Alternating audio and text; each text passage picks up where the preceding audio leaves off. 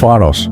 Morí odiando a Dios por 5 minutos, y cuando Jesús me reveló quién era realmente ese anciano moribundo, caí de rodillas llorando. Me llamo Miguel Benítez, y durante 37 años creí que Dios era una mentira cruel inventada para consolar a los débiles. Nací y crecí en el barrio Chacarita de Asunción, Paraguay, donde las calles de tierra se inundan cada vez que llueve y las casas de ladrillo sin terminar son el paisaje común. Mi padre nos abandonó cuando yo tenía 7 años, dejándome a mí, a mi hermana Lucía y a mi madre Elena solas en un rancho de 2 piezas con techo de zinc que en verano se convertía en horno y en invierno dejaba pasar el frío como si las paredes no existieran. Aprendí el oficio de albañil con mi tío Ramón, un hombre de manos curtidas que me enseñó a mezclar cemento, levantar paredes y sostener a una familia con el sudor de la frente. A los 23 años conocí a Rosa en una fiesta patronal del barrio San Felipe. Ella tenía una sonrisa que iluminaba incluso los rincones más oscuros de mi corazón endurecido. Era hija de un pastor evangélico, el reverendo Augusto Villalba, quien dirigía una pequeña congregación en una casa alquilada cerca de la terminal de ómnibus. Rosa intentó llevarme a la iglesia desde el primer día, pero yo siempre encontraba excusas. «El domingo es mi único día de descanso», le decía. La verdad era otra. Yo odiaba todo lo relacionado con la religión. Nos casamos en el registro civil, sin ceremonia religiosa, y tuvimos 3 hijos. Sofía, de 11 años, una niña inteligente que soñaba con ser enfermera. Mateo, de 8, apasionado por el fútbol y fanático de Cerro Porteño. Y Valentina, de apenas 4 años, con los ojos grandes y curiosos de su madre. Vivíamos en una casa alquilada de 2 dormitorios en el barrio Sajonia, cerca del Mercado 4. No era mucho, pero era nuestro hogar. Yo trabajaba 6 días a la semana levantando casas para familias que podían pagarlas, mientras la mía apenas sobrevivía con mis ingresos irregulares. Entonces llegó marzo de 2020, y con él, el coronavirus. El presidente Abdo Benítez decretó cuarentena total. Las obras de construcción se paralizaron de la noche a la mañana. Mi patrón, don Gustavo Acosta, me llamó por teléfono. «Miguel, lo siento, hermano, pero no hay plata. Cuando esto pase, te llamo». Esa llamada nunca llegó. Los ahorros que teníamos se evaporaron en 2 semanas comprando arroz, fideo y aceite en el mercado. Rosa vendió su única cadenita de oro, un regalo de su difunta madre, para pagar un mes de alquiler. Pero el propietario de la casa, un comerciante portugués llamado Norberto Silveira, no tuvo piedad. Llegó en su camioneta Toyota blanca una tarde de abril, acompañado de 2 hombres grandes. «Benítez, tenés 3 días para desocupar, 3 meses sin pagar, y yo también tengo que comer», dijo con voz fría mientras mis hijos lo miraban desde la ventana. Rosa se arrodilló literalmente frente a él, con Valentina en brazos, llorando. «Por favor, señor Silveira, apenas pase la pandemia, mi esposo consigue trabajo». El hombre ni la miró. Se subió a su camioneta y se fue dejando una nube de polvo rojo. No tuvimos opción. Con la ayuda de mi compadre Dionisio y su carretilla destartalada, trasladamos nuestras pocas pertenencias hasta un terreno baldío junto al Bañado Sur, cerca del río Paraguay. Era una zona peligrosa donde las familias más pobres de Asunción construyen ranchos improvisados con lo que encuentran. Pasé 4 días levantando nuestro nuevo hogar. 4 palos de eucalipto clavados en el barro, paredes de chapas de zinc oxidadas que conseguí en un depósito de chatarra, y un techo de plástico negro que apenas resistía el viento. No había baño, no había agua corriente.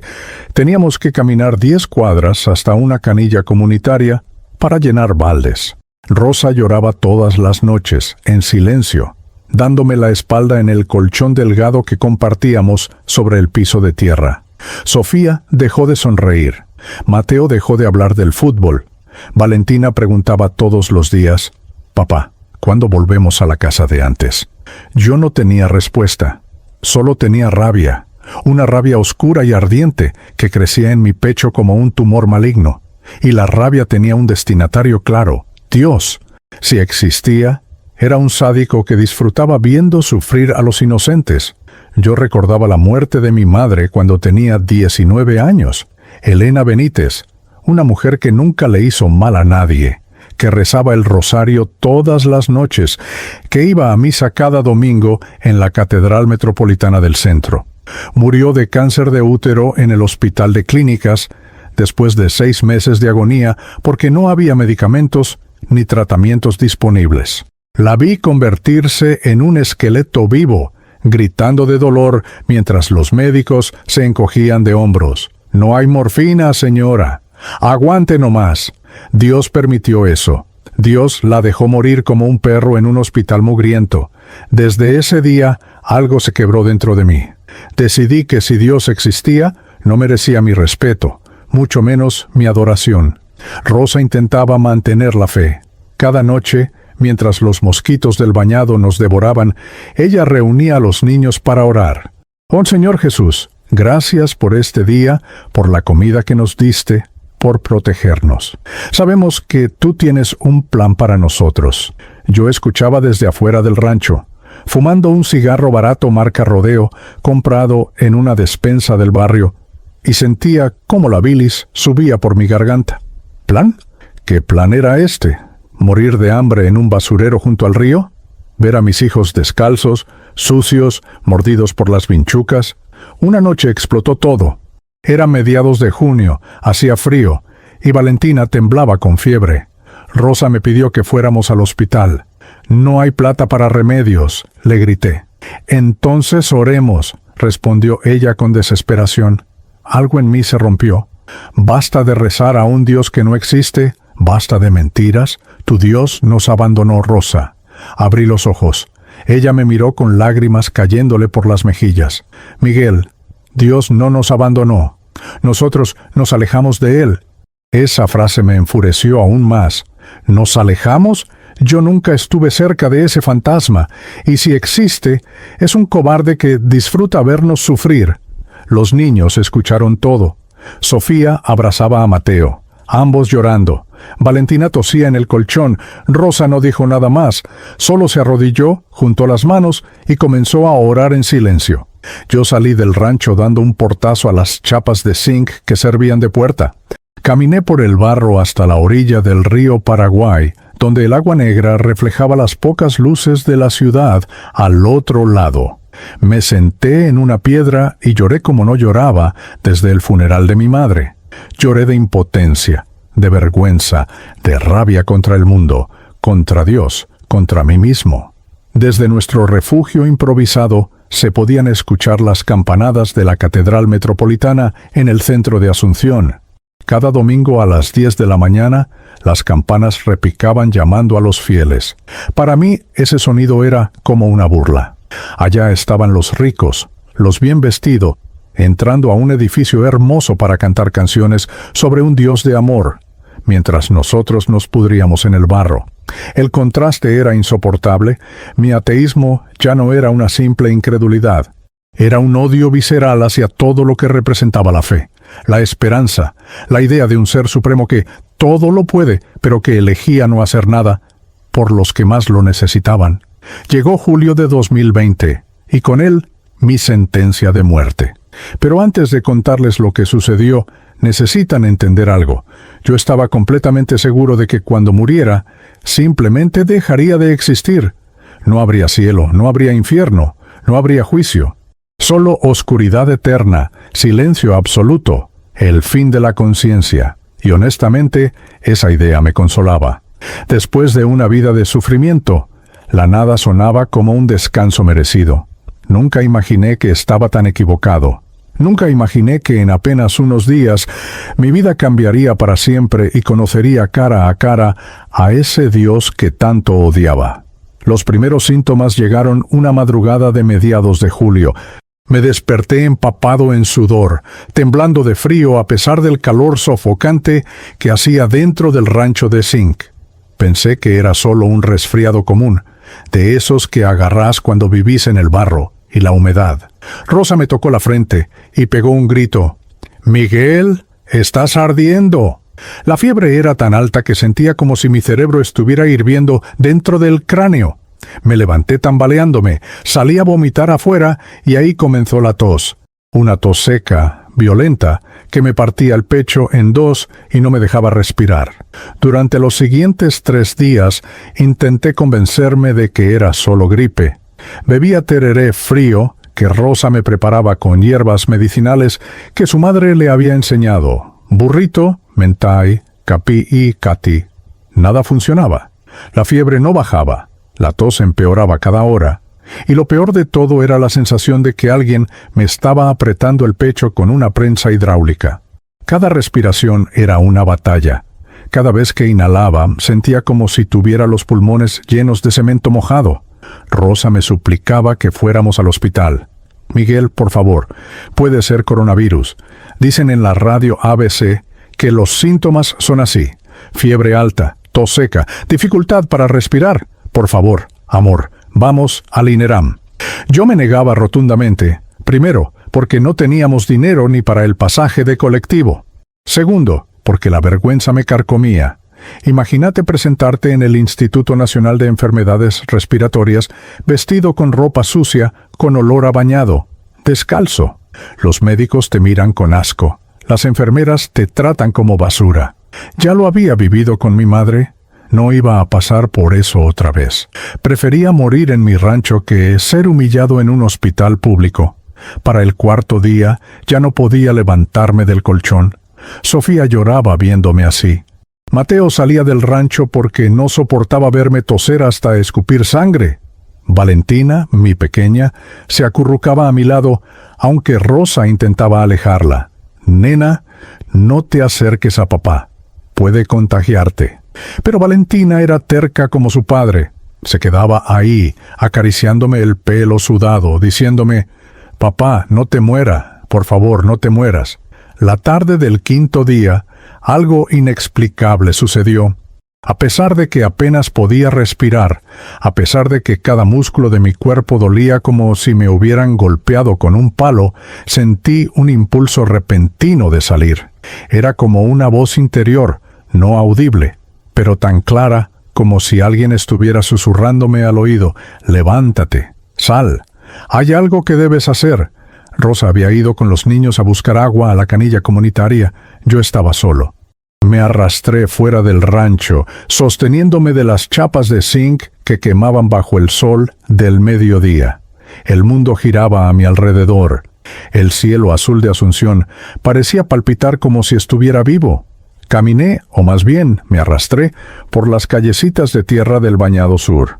La gente me miraba raro, pero nadie se acercaba.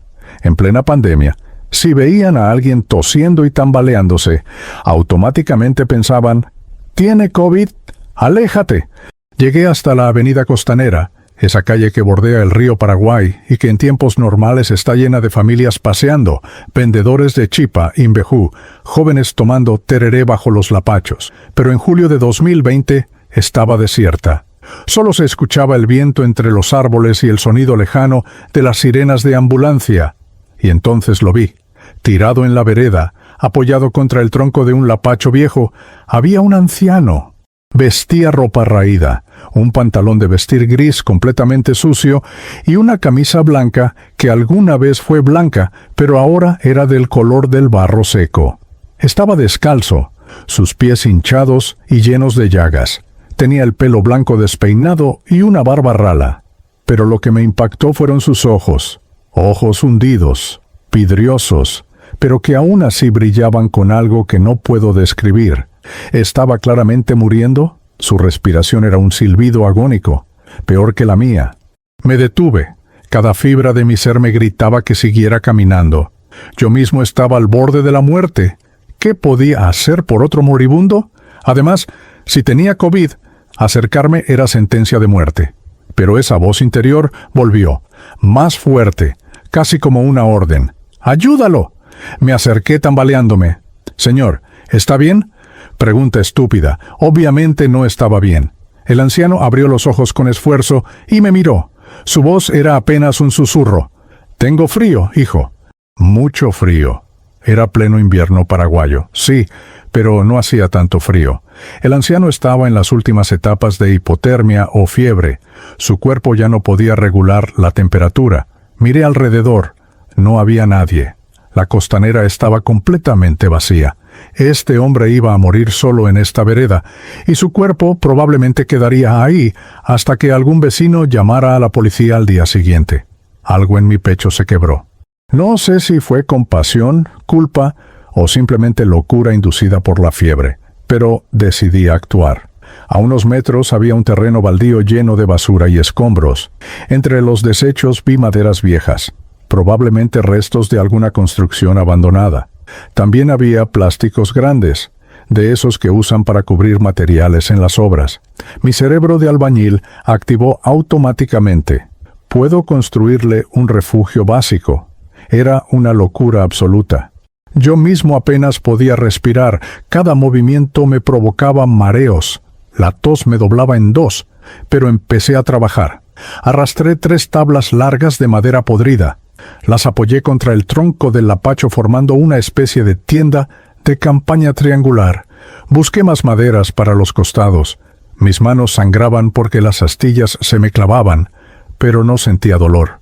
Estaba en piloto automático, como si alguien más controlara mi cuerpo. Cada vez que me agachaba a levantar algo, tosía violentamente y escupía flema con sangre. El anciano me miraba en silencio, con lágrimas rodando por sus mejillas sucias. Tomé los plásticos grandes y los extendí sobre la estructura de madera, asegurándolos con piedras y pedazos de ladrillo.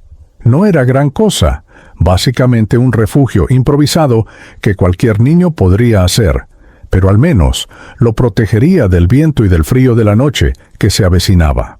El cielo ya comenzaba a oscurecerse con esos colores naranjas y rojos típicos del atardecer asunceno. Trabajé durante casi 1 hora, aunque para mí pareció una eternidad. Cada segundo sentía que iba a colapsar. Finalmente terminé.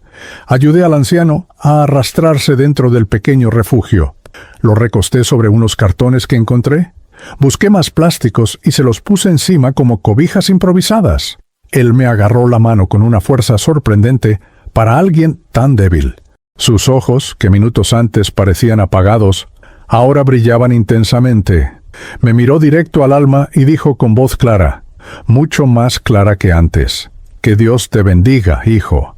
Que Dios te bendiga grandemente». Esas palabras me cayeron como un balde de agua fría. Dios, otra vez Dios, hasta en mi acto más noble. Hasta cuando ayudaba a un desconocido esperando nada a cambio, Dios se metía en la conversación. Sentí una mezcla de ira y tristeza. Quise decirle, «No hay Dios, viejo. Si lo hubiera, ni usted ni yo estaríamos en esta situación», pero no dije nada. Solo asentí, solté su mano y comencé a caminar de regreso al bañado. La caminata de regreso fue una pesadilla. Las piernas no me respondían. La vista se me nublaba. Caí 2 veces en el barro. Gente me miraba desde las ventanas de las casas precarias, pero nadie salió a ayudarme. Finalmente llegué a nuestro rancho. Rosa estaba histérica. «¿Dónde estabas? Te busqué por todos lados. Pensé que te habías muerto en alguna cuneta». No tuve fuerzas para explicarle. Solo murmuré, «Ayudé a un viejo», y me desplomé en el colchón. La noche cayó sobre el bañado sur. Afuera se escuchaban los sonidos típicos: perros ladrando, el murmullo del río, alguna radio a todo volumen poniendo música de Dani Rojas y Grupo Generación. Rosa preparó un caldo de pollo con los huesos que le había regalado la vecina, doña Petrona. Trató de hacerme tomar, aunque fuera un poco. «Miguel, por favor, tenés que comer algo». Pero yo no podía tragar. La garganta estaba completamente cerrada. Cada intento de respirar era una batalla perdida. Los niños se durmieron temprano, acurrucados juntos en el rincón del rancho. Rosa se quedó despierta, arrodillada junto al colchón, rezando el rosario en voz baja. Yo la escuchaba entre estados de semiconciencia. «Macher, Santa María, Madre de Dios, ruega por nosotros pecadores, ahora y en la hora de nuestra muerte». Qué irónico. Mi hora de muerte estaba llegando y yo lo sabía. Podía sentir cómo mi cuerpo se apagaba como una vela consumiéndose. Cerca de la medianoche, algo cambió. La lucha por respirar se volvió insostenible. Era como si alguien me tapara la nariz y la boca con una almohada. Mis pulmones simplemente no funcionaban más. El pánico me invadió. Intenté gritar, pero no salió sonido. Rosa se dio cuenta. Se levantó de un salto. «Miguel, Miguel, no, por favor». Agarró mi rostro con ambas manos. Yo la miraba, pero ya no podía enfocar bien su cara. Todo se volvía borroso. Los últimos pensamientos conscientes que tuve fueron extrañamente claros. Pensé en mis hijos, pensé en que nunca los vería crecer. Pensé en que Sofía no tendría quien la llevara del brazo el día de su boda. Pensé en que Mateo nunca aprendería de mí cómo ser un hombre. Pensé en que Valentina olvidaría mi rostro. Y finalmente, por primera vez en 18 años, pensé en mi madre Elena. La vi claramente en mi mente, sonriéndome, extendiéndome los brazos, como cuando yo era niño. Y luego, todo se volvió negro. El dolor desapareció. Los sonidos desaparecieron. Mi último pensamiento fue, al fin, la nada que esperaba. Pero estaba completamente equivocado. Lo que vino después cambiaría mi comprensión de todo. La primera sensación fue el silencio. No un silencio común, como cuando apagas la radio o cuando la casa está vacía. Este era un silencio absoluto, total, como si el universo entero hubiera dejado de existir. No escuchaba mi corazón, no escuchaba mi respiración, no escuchaba nada. Era un vacío tan profundo que resultaba aterrador y pacífico al mismo tiempo. Flotaba en una oscuridad que no era negra, era simplemente la ausencia de todo. No tenía cuerpo, no sentía peso, no sentía temperatura. Era pura conciencia suspendida en la nada. Entonces pensé, esto es la muerte. Tenía razón, no hay nada después. Pero inmediatamente me di cuenta de algo contradictorio. Si no había nada después, ¿cómo podía estar pensando? ¿Cómo podía estar consciente de mi propia existencia? Un muerto no piensa. Un muerto no reflexiona sobre su muerte. La confusión me invadió. ¿Dónde estaba? ¿Qué me había pasado? Los recuerdos comenzaron a regresar como olas. El rancho, Rosa llorando, la dificultad para respirar, el anciano en la costanera, la oscuridad final. De repente, como si alguien hubiera abierto una cortina invisible, vi algo que me heló el alma. Estaba viendo desde arriba, como si flotara en el techo de nuestro rancho. Allí estaba mi cuerpo, tirado en el colchón delgado sobre el piso de tierra.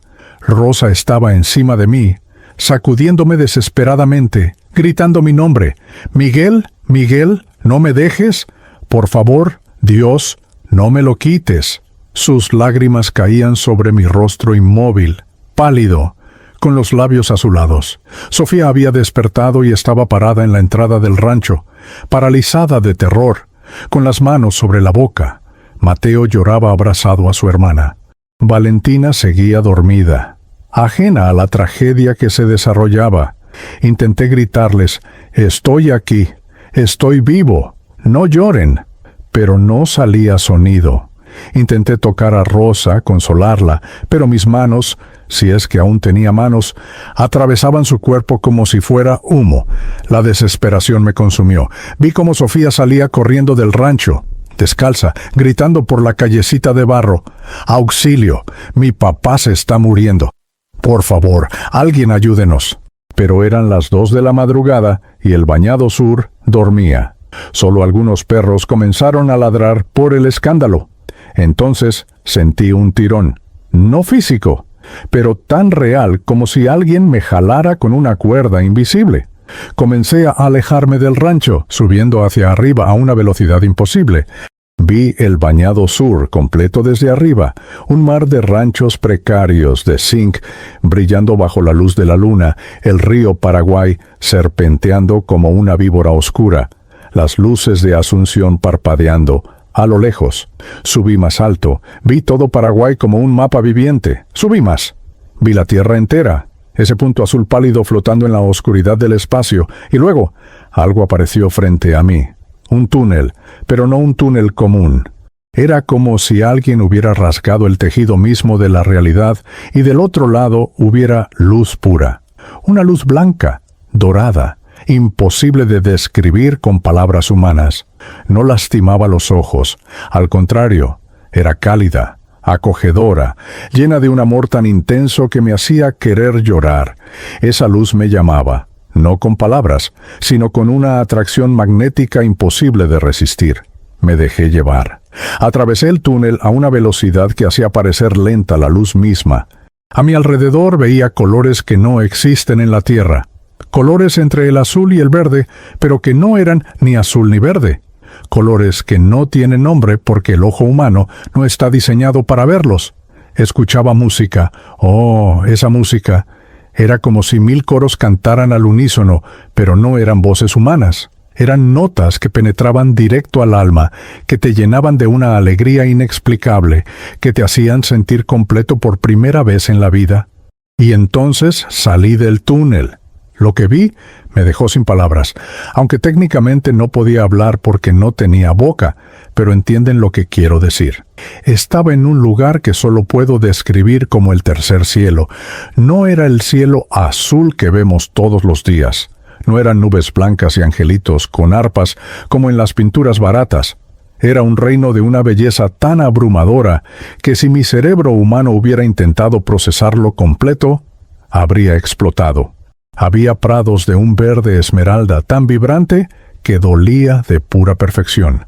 Flores de tamaños imposibles, algunas tan grandes como árboles, con pétalos que emitían luz propia. Ríos de agua cristalina que fluían en todas direcciones, incluso hacia arriba, desafiando la gravedad. Montañas hechas de lo que parecía oro puro, pero más brillante, más hermoso. Y en el cielo, si es que era un cielo, colores danzaban como auroras boreales, pero multiplicados por 1000.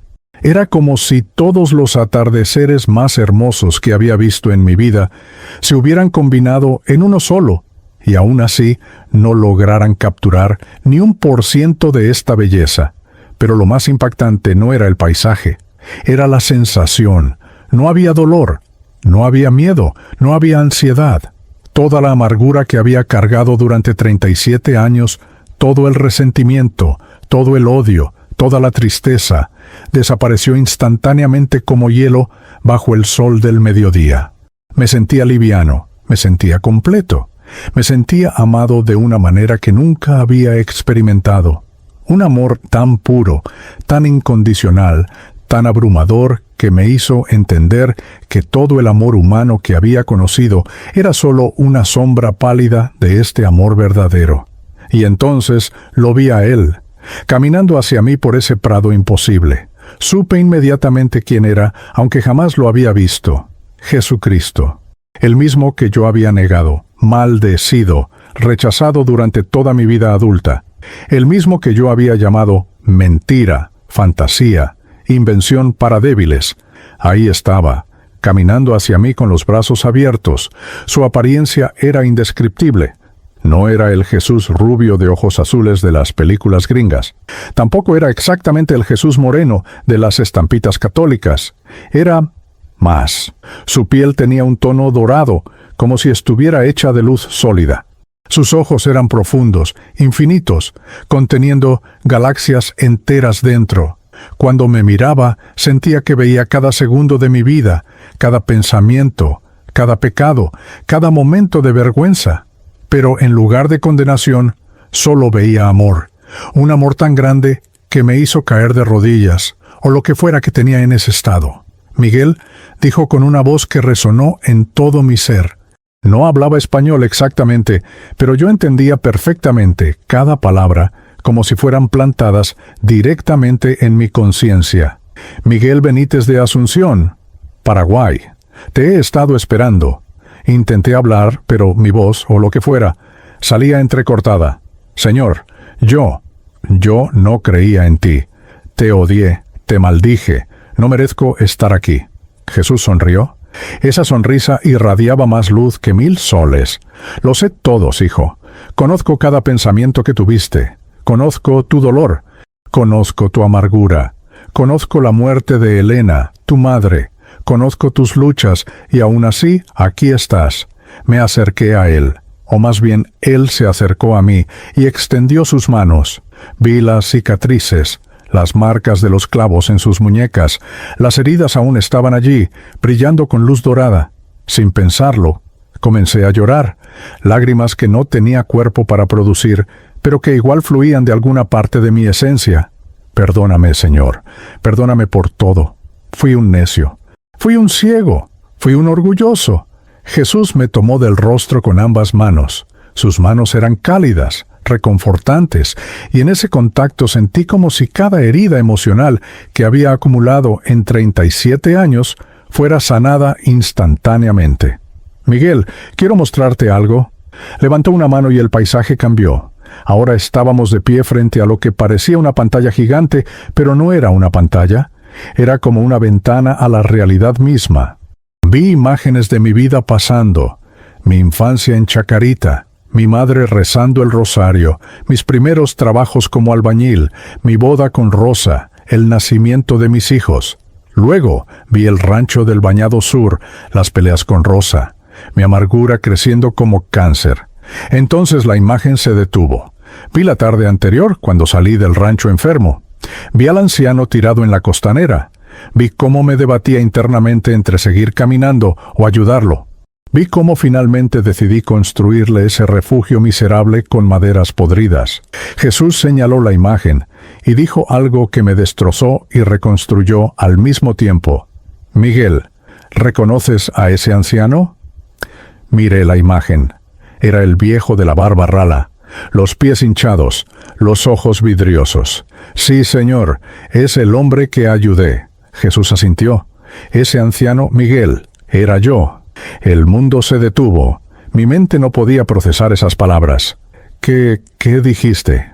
Jesús me miró con esos ojos infinitos. Mateo 25:40 dice, «En verdad les digo que en cuanto lo hicieron a uno de estos hermanos míos, aun a los más pequeños, a mí lo hicieron». Ese hombre era una prueba, Miguel.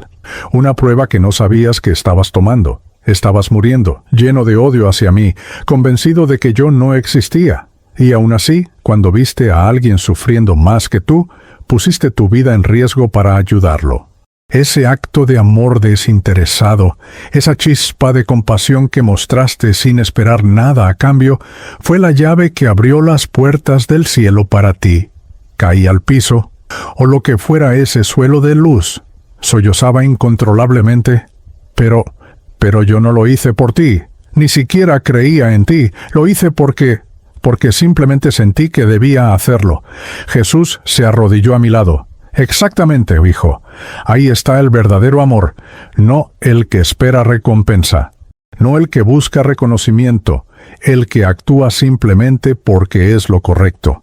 Tu corazón, a pesar de toda la amargura, aún guardaba un resto de mi imagen, esa imagen que planté en ti cuando fuiste creado. Entonces, Jesús volvió a levantar la mano y apareció algo más. Era como un cofre, pero hecho de luz pura. Lo abrió y adentro había, no sé cómo describirlo, eran como joyas, pero no joyas materiales. Eran momentos, recuerdos, acciones. Vi ese refugio que construí para el anciano, vi las veces que compartí mi comida con mis hijos, aunque yo me quedara con hambre. Vi el día que consolé a Rosa cuando perdió a su madre. Pequeños actos de bondad que yo había olvidado completamente. Jesús señaló el cofre. Este es tu tesoro en el cielo, Miguel. Mateo 6:20 dice, acumulen tesoros en el cielo, donde ni la polilla ni el óxido destruyen, y donde los ladrones no entran a robar. Este último acto, cuando ayudaste a ese anciano, fue tu mayor tesoro. No podía creerlo, pero fue tan pequeño, fue tan insignificante, solo unas tablas viejas y plásticos rotos. Jesús sonrió de nuevo. Para el mundo fue insignificante. Para mí fue todo, porque lo hiciste con tu último aliento. Lo hiciste cuando ya no te quedaba nada que dar. Ahí está el verdadero sacrificio. Estaba arrodillado frente a Jesús, procesando todo lo que acababa de revelarme, cuando Él extendió su mano hacia mí. Miguel, Hay algo más que debes ver, algo que está sucediendo en este preciso momento en la tierra. Confundido, asentí. Jesús chasqueó los dedos, aunque no era exactamente un chasquido, era más bien como si la realidad misma respondiera a su voluntad, y frente a nosotros apareció otra visión. Pero esta era diferente. Esta no mostraba el pasado. Esta mostraba el presente. Vi nuestro rancho del Bañado Sur desde arriba, como si una cámara invisible flotara sobre el techo de zinc. Rosa seguía arrodillada junto a mi cuerpo sin vida, pero ahora ya no gritaba. Estaba rezando con una intensidad que nunca le había visto. Sus labios se movían rapidísimo, las lágrimas corrían por su rostro. Sus manos apretaban las mías, las manos frías y azuladas de mi cadáver. Padre Celestial, sé que has hecho milagros antes. Sé que resucitaste a Lázaro después de 4 días. Sé que devolviste la vida al hijo de la viuda de Naín.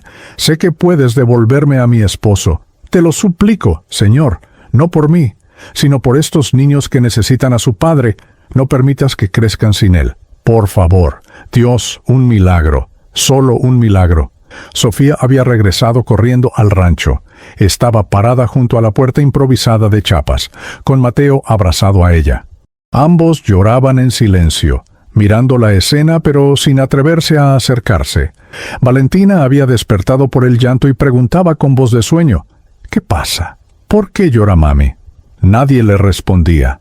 El silencio del rancho solo era interrumpido por los sollozos de Rosa y el murmullo del río Paraguay a lo lejos. Entonces la visión cambió. La perspectiva se alejó del rancho y se movió rápidamente por las calles del Bañado Sur. Subió por la avenida costanera y llegó a una zona más céntrica de Asunción. Vi un auto, un Volkswagen Gol gris modelo 2015, conduciendo lentamente por calles vacías. Al volante había un hombre de unos 65 años, canoso, con lentes gruesos, vestido con una camisa celeste y pantalón de vestir. Tenía cara de cansado, de alguien que no podía dormir. Jesús señaló al hombre. Ese es Ramón Cáceres, cirujano jubilado. Trabajó 30 años en el Hospital de Clínicas antes de retirarse hace 5 años. Vive solo en el barrio Villamorra desde que su esposa Gladys murió de diabetes hace 3 años. Esta noche no puede dormir. Se siente vacío, sin propósito. Está conduciendo sin rumbo fijo, pensando en si su vida tuvo algún sentido, Miré la escena fascinado. El doctor Cáceres conducía con una mano en el volante, la otra frotándose los ojos cansados. En la radio del auto sonaba música guaraní, alguna polca triste. «Mira ahora lo que voy a hacer», dijo Jesús con una sonrisa misteriosa. De repente, en la visión, el doctor Cáceres sintió un impulso, giró el volante sin pensarlo, tomando un desvío que no tenía planeado. «¿Por qué hice eso?», se preguntó en voz alta, pero siguió conduciendo por ese camino. Otro impulso. Giró a la izquierda en la avenida Mariscal López, luego a la derecha en Eusebio Ayala. Siguió avanzando hasta que, sin saber bien cómo, llegó a los límites del Bañado Sur. Normalmente ningún doctor de clase media alta entraría a esa zona a las 2 de la madrugada. Era peligroso, pero el doctor Cáceres sentía que algo o alguien lo guiaba. Jesús me miró. Esto se llama Providencia Divina, Miguel. Yo toco corazones. Yo guío pasos. Yo orquesto encuentros. Todo al mismo tiempo, en perfecta sincronía. Observé cómo el auto del doctor se acercaba cada vez más a nuestro rancho. Podía ver a través de la visión cómo él frenaba en ciertas esquinas, confundido, mirando alrededor, preguntándose qué hacía en esa zona. Pero algo más fuerte que su lógica lo impulsaba a seguir. Finalmente, el Volkswagen Gol dobló en la callecita de barro donde estaba nuestro rancho. Y ahí estaba Sofía, parada en medio del camino, llorando, con Mateo a su lado. El doctor Cáceres frenó de golpe, bajó la ventanilla. «Niña, ¿qué pasa? ¿Por qué están en la calle a esta hora?» Sofía, entre sollozos, gritó. «Mi papá se está muriendo. Por favor, señor, ayúdenos». El doctor no lo pensó 2 veces. Estacionó el auto, agarró un maletín médico que siempre llevaba en el baúl, un hábito de 30 años que nunca abandonó, y corrió detrás de Sofía hacia el rancho. Lo que sucedió después fue como ver dos películas al mismo tiempo. En el cielo, yo observaba la escena junto a Jesús. En la tierra, el doctor Cáceres entraba al rancho y veía mi cuerpo. Rosa levantó la vista, esperanzada. «Doctor, Dios lo envió. Ayude a mi esposo, por favor». El doctor se arrodilló junto a mi cuerpo, puso 2 dedos en mi cuello buscando pulso. Nada. Abrió mi párpado y alumbró con una linterna pequeña, las pupilas completamente dilatadas. Puso su oído en mi pecho. Silencio total. Miró su reloj. Habían pasado 4 minutos desde que mi corazón dejó de latir. «Está muerto», dijo con voz grave. Rosa gritó como animal herido. «No, usted es doctor, haga algo». El doctor Cáceres dudó. 4 minutos sin oxígeno. Aunque lograra revivirlo, el daño cerebral sería irreversible. Pero algo en los ojos suplicantes de Rosa, algo en los llantos de esos niños parados en la puerta, algo en la miseria absoluta de ese rancho de zinc, tocó una fibra en su corazón que no sentía desde que perdió a su esposa. «Apártate», le ordenó a Rosa. Colocó ambas manos sobre mi pecho, una sobre la otra, y comenzó las compresiones. 1, 2, 3, 4, 30 compresiones rápidas y fuertes. Luego inclinó mi cabeza hacia atrás, tapó mi nariz y dio 2 respiraciones boca a boca. Otra vez 30 compresiones, 2 respiraciones. El sudor corría por su frente, sus brazos de 65 años temblaban del esfuerzo. 30 compresiones más, 2 respiraciones más. Desde el cielo, yo observaba todo esto con una mezcla de fascinación y pánico. «Jesús, ¿qué está pasando? ¿Voy a volver?» Él no respondió inmediatamente. Solo me señaló que siguiera mirando. En la tierra pasó el minuto 5. El doctor Cáceres seguía con las compresiones, aunque cualquier manual médico diría que era inútil. «Vamos, vamos, no te me vayas», murmuraba entre dientes. Rosa rezaba en voz alta. «Jesús, Jesús, Jesús», una y otra vez como un mantra desesperado. Entonces Jesús me tocó el hombro. «Miguel, tu tiempo aquí ha terminado. Por ahora». Lo miré confundido. «¿Por ahora? ¿Qué significa eso?» Jesús señaló mi cuerpo en la visión. «Vas a regresar. No porque tu tiempo en la tierra no haya terminado, sino porque tengo un propósito específico para ti. Necesito que seas mi testigo en una época donde la fe se está enfriando. Necesito que cuentes lo que viste aquí. Necesito que le digas al mundo que yo existo, que el cielo es real, que cada acto de amor cuenta para la eternidad. Las lágrimas, o lo que fueran en ese estado, volvieron a brotar. Señor, no soy digno. Fui un ateo. Fui un rebelde. Te odié durante años». Jesús sonrió con esa calidez infinita. «Precisamente por eso eres perfecto para esta misión. Porque si tú, Miguel Benítez, el ateo amargado del Bañado Sur, puedes testificar que me encontraste, entonces nadie podrá decir que es demasiado pecador o demasiado alejado para encontrarme». Saulo de Tarso perseguía a mis seguidores y se convirtió en Pablo, el apóstol más grande. Tú maldecías mi nombre y te convertirás en mi vocero en Paraguay. Me arrodillé frente a él una última vez. ¿Qué debo hacer cuando regrese? Jesús puso sus manos sobre mi cabeza. Sentí una energía increíble fluyendo a través de mí. Vive en obediencia. Ama a tu familia. Sirve a los pobres. Comparte este testimonio sin vergüenza. No todos te creerán. Algunos te llamarán loco. Otros dirán que fue alucinación por falta de oxígeno. Pero los que tienen oídos para oír, oirán, y muchos volverán a mí por tu testimonio. Este es tu propósito, San Miguel.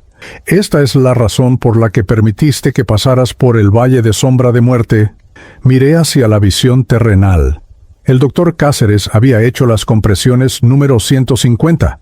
Estaba exhausto. Su respiración era agitada. Pensaba en rendirse. «Oh, perdón, señora, hice todo lo que pude», comenzó a decir.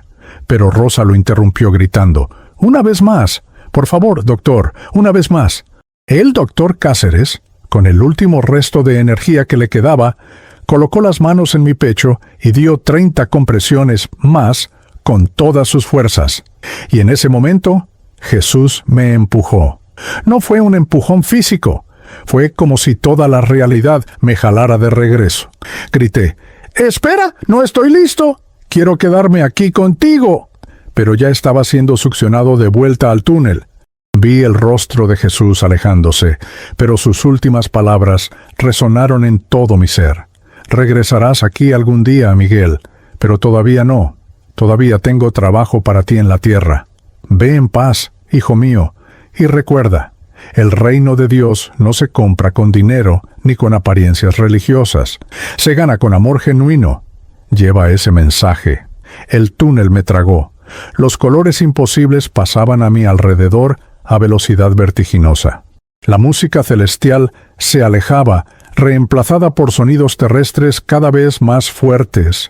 Escuchaba llantos, escuchaba una voz masculina jadeando del esfuerzo, escuchaba el latido de un corazón, mi corazón. La luz del túnel se oscurecía, el calor celestial era reemplazado por frío. El amor infinito era reemplazado por dolor, dolor en el pecho, dolor en los pulmones, dolor en cada célula del cuerpo. Y entonces, con una violencia que me hizo gritar, regresé. Abrí los ojos de golpe. Lo primero que vi fue el rostro del doctor Cáceres sobre mí, sudado, exhausto, con los ojos abiertos de par en par por el shock. «¡Está vivo! ¡Dios mío! ¡Está vivo!».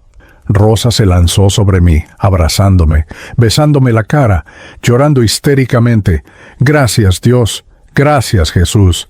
Gracias». Sofía y Mateo corrieron hacia el colchón, tocándome la cara como para asegurarse de que era real.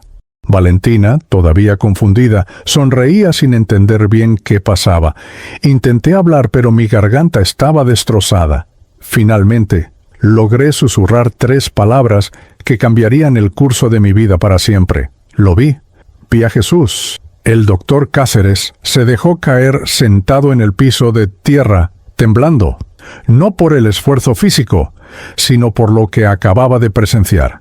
En sus 30 años de medicina había visto muchas cosas, pero nunca, jamás, había visto a alguien regresar después de 5 minutos de muerte clínica sin daño cerebral, hablando coherentemente, diciendo el nombre de Jesús. Rosa seguía llorando, pero ahora eran lágrimas de alegría absoluta.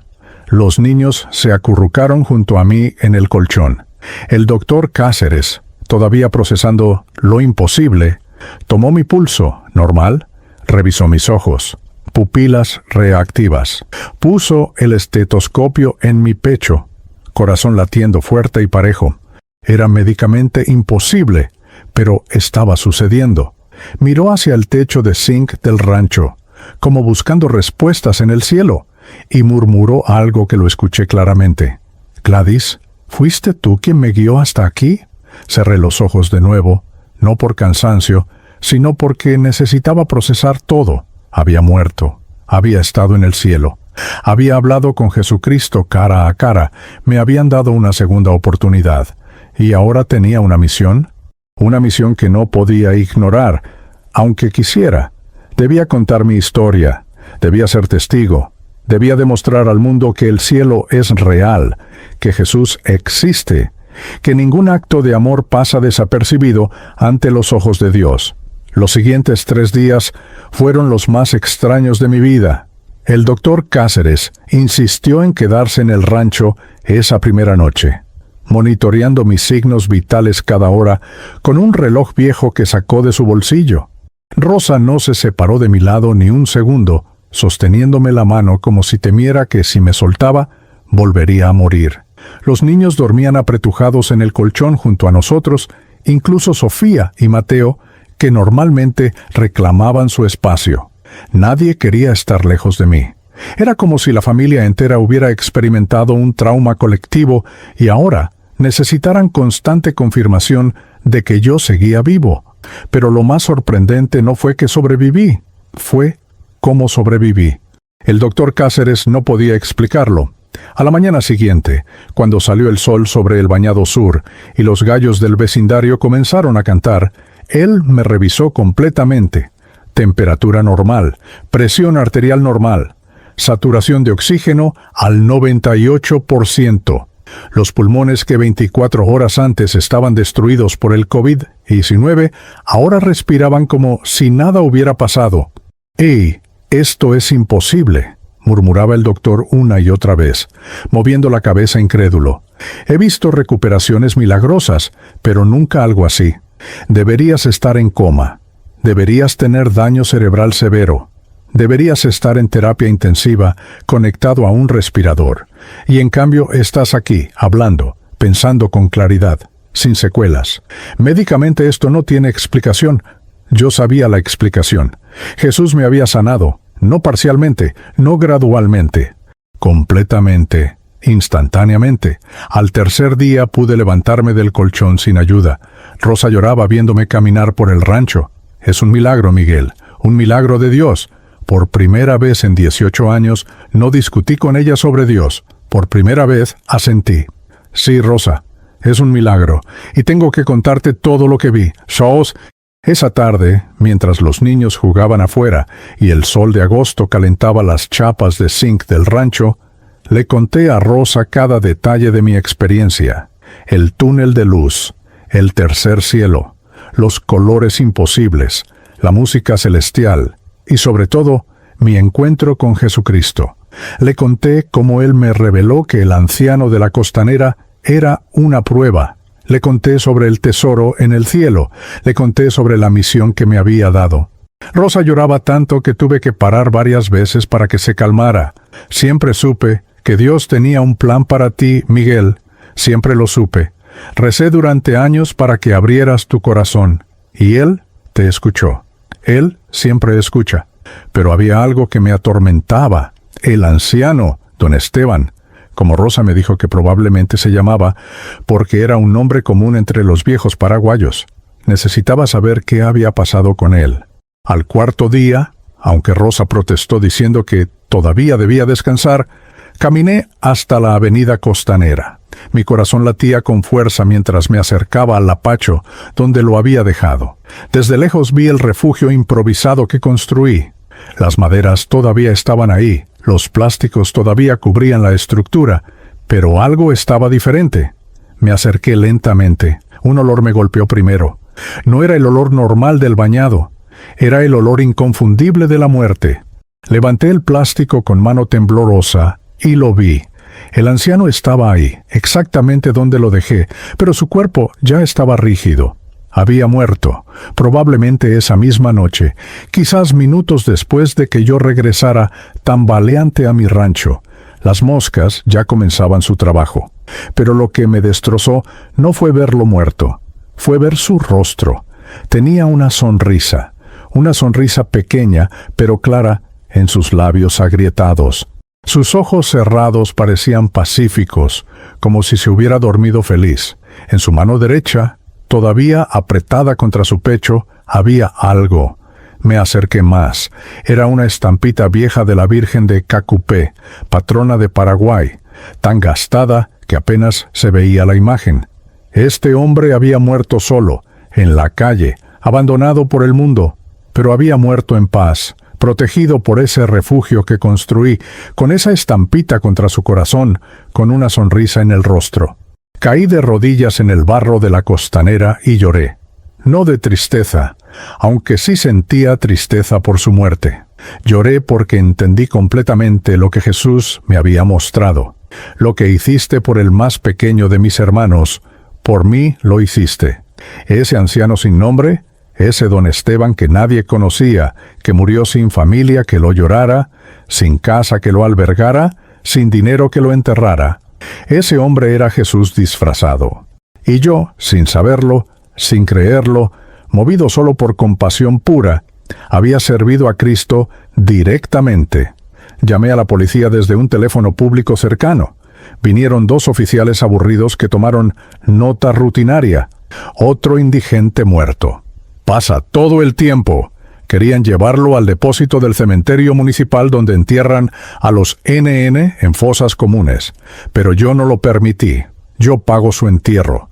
Dije con una firmeza que me sorprendió a mí mismo. Los oficiales me miraron como si estuviera loco. Un tipo que vivía en un rancho de zinc ofreciéndose a pagar un funeral. Mire, señor, ¿usted tiene plata para eso? No, no la tenía. Pero el doctor Cáceres, que había llegado al rancho justo cuando yo salía, me siguió hasta la costanera. Cuando escuchó lo que pasaba, sacó su billetera. Yo cubro los gastos. Este hombre merece un entierro digno. 3 días después enterramos a don Esteban, nunca supimos su apellido real, en el cementerio del norte.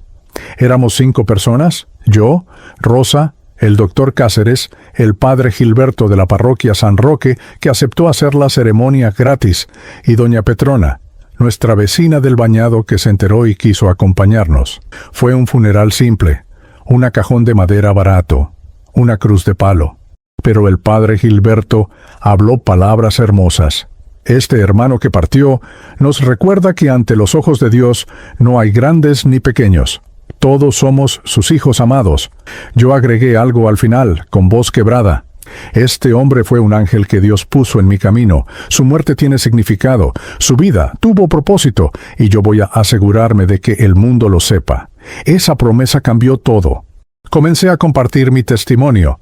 Primero tímidamente, con vecinos del bañado que preguntaban cómo era posible que estuviera vivo.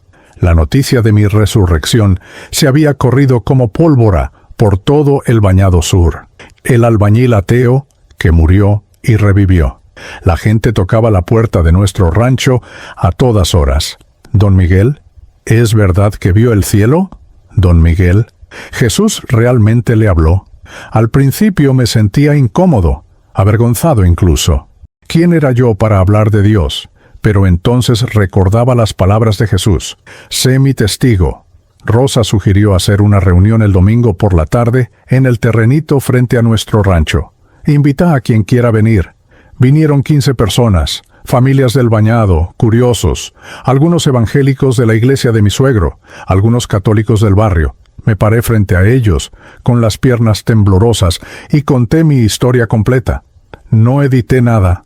No omití mi ateísmo. No escondí mi amargura contra Dios.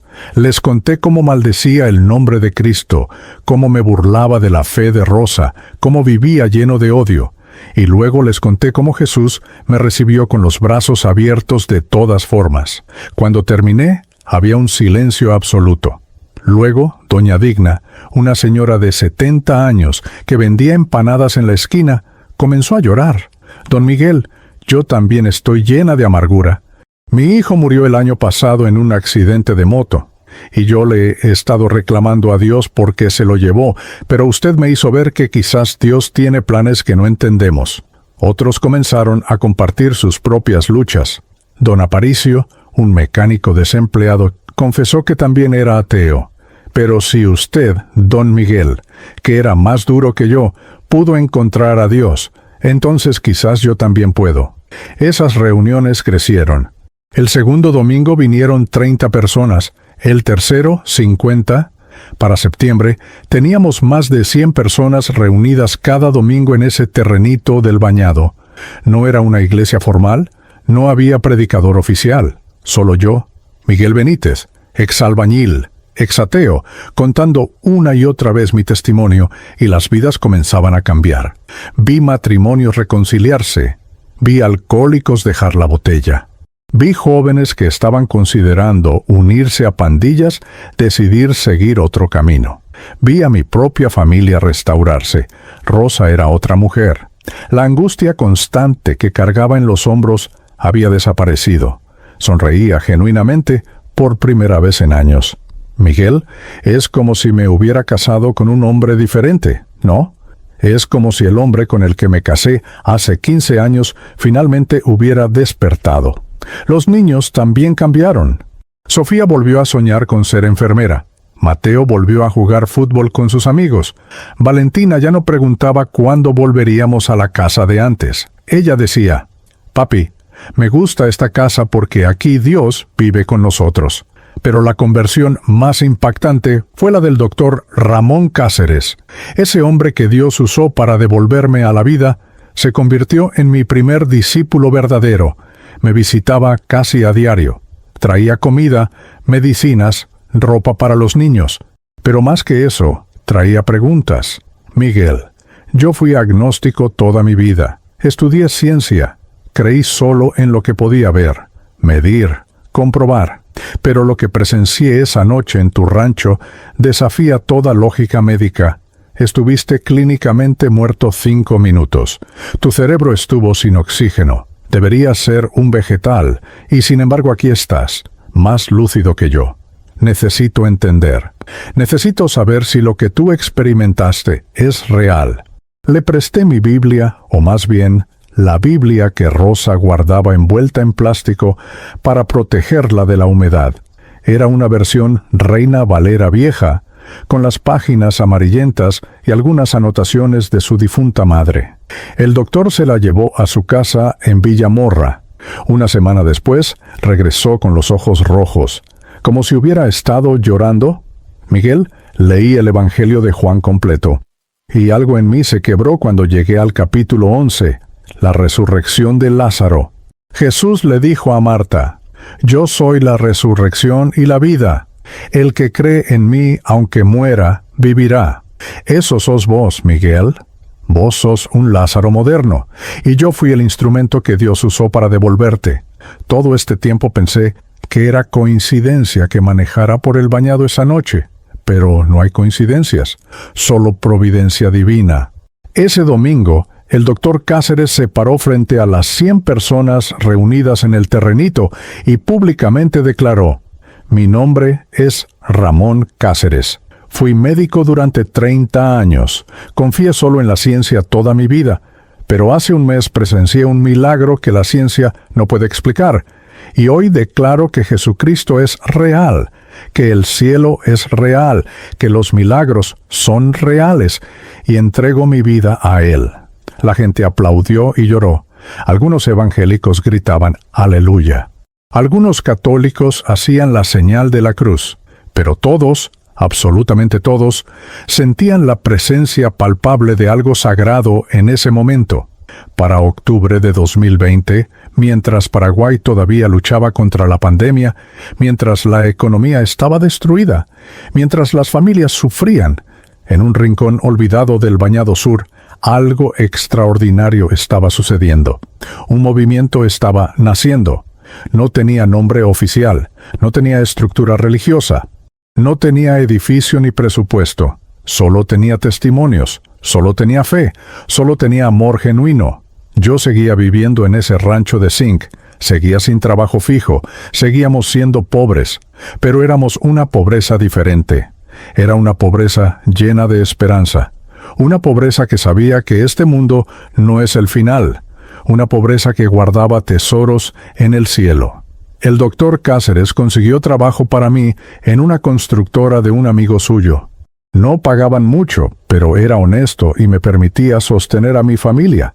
Poco a poco comenzamos a salir adelante, y ahora, mientras grabo este testimonio para que llegue a miles, quizás millones de personas a través de este video, quiero decirles algo que Jesús me enseñó en esos 5 minutos de eternidad. El reino de Dios no se compra con dinero. No se gana con apariencias religiosas. No se consigue yendo a misa todos los domingos o levantando las manos en cultos evangélicos si tu corazón está vacío. El reino de Dios se gana con amor genuino, con actos de compasión desinteresada, con servir al más pequeño esperando nada a cambio. Yo era el peor candidato para el cielo. Era ateo, amargado, rebelde. Pero cuando vi a alguien sufriendo más que yo y decidí ayudarlo con mi último aliento, esa chispa de amor fue suficiente para que Jesús abriera las puertas del paraíso. No fueron mis oraciones, porque nunca oré. No fueron mis buenas obras acumuladas, porque no las tenía. Fue un solo acto de caridad pura lo que cambió mi destino eterno. Entonces les pregunto hoy, a cada uno de ustedes que está viendo esto, ¿qué tesoro están guardando en el cielo? ¿Están viviendo solo para acumular cosas en esta tierra que de todas formas van a dejar cuando mueran? ¿O están invirtiendo en la eternidad? Porque déjenme decirles algo que aprendí. Esta vida es un suspiro, es un segundo comparado con la eternidad que viene. Y cuando llegue su momento de cruzar ese túnel, y créanme, todos van a cruzarlo eventualmente, lo único que importará será el amor que dieron, no el dinero que acumularon. Ahora voy a orar por ustedes, como Jesús me enseñó a hacer. Cierren los ojos si están de acuerdo. Padre Celestial, en el nombre de tu Hijo Jesucristo que murió en la cruz y resucitó al tercer día, te pido que toques el corazón de cada persona que escucha este testimonio. Señor, muchos están llenos de dudas como yo estaba. Muchos están amargados como yo estaba. Muchos te han rechazado como yo te rechacé. Pero tú no rechazas a nadie que venga con corazón sincero. Abre sus ojos espirituales para que vean tu verdad. Rompe las cadenas de incredulidad. Sana sus heridas emocionales y dales la certeza de que el cielo es real, de que tú eres real, de que cada acto de amor cuenta para la eternidad. En el poderoso nombre de Jesús. Amén. I've tried to draw my own way out, map my future full of doubt. Every plan I held so tight slipped away overnight. I feared the cost of letting go, afraid of paths I couldn't know. But every time I lost control, I found you closer to my soul. I don't need to see the road to know I'm not alone. I'm safe inside your world, even when it's not my plan. I'm held beyond my understanding by your faithful hand. I don't fear what I can't see. I don't fight with you for fool. No matter when this journey passes, I'm safe inside your will. I asked you why, I asked you when. Try to rush what you were shaping then, but you don't hurry what is true. You complete what you pursue. You don't promise easy days. You promise you will stay, and somehow that is more than peace. It's everything I need.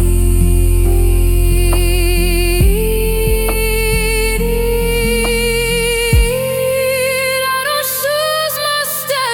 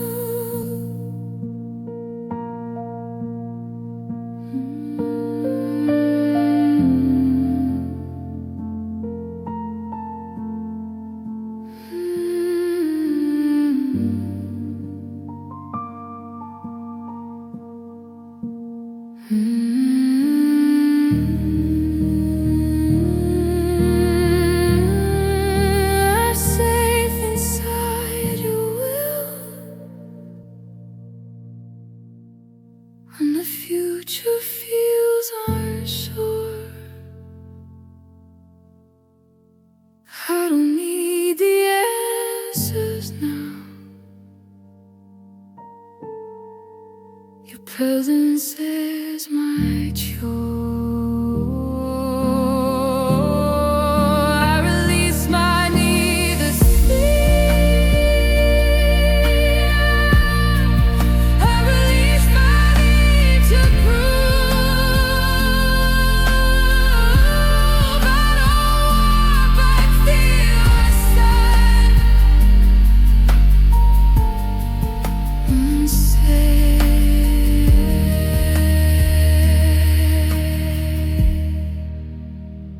Inside your will.